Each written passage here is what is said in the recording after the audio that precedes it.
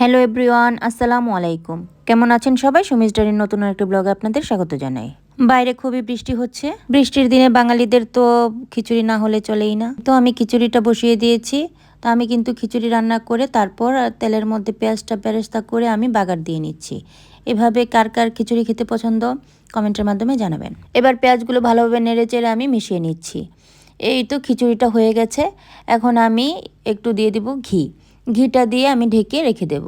এবার আমি মাংসটা রান্না করে নেব। আজকের মাংসটা আমি প্রেসার কুকারে রান্না করব।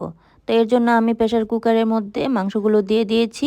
আমি মাংসটা হাতে মেখে বসাবো, তো এর জন্য আমি সব ধরনের মশলাগুলো দিয়ে এই তো হাতে মেখে ভালোভাবে ম্যারিনেট করে রেখে দিয়েছি। এখন কিছুক্ষণ কষিয়ে নেব।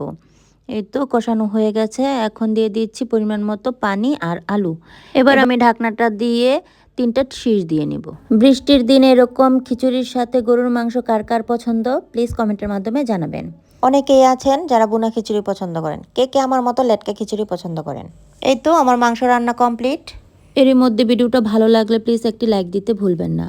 যারা ইউটিউব থেকে দেখছেন তারা আমার চ্যানেলটি সাবস্ক্রাইব করে দিবেন, আর যারা ফেসবুক থেকে দেখছেন তারা ফলো দিয়ে রাখবেন। ভিডিওটি দেখার জন্য সবাইকে ধন্যবাদ। ভালো থাকবেন সবাই। টাটা, বাই বাই, আসসালামু আলাইকুম।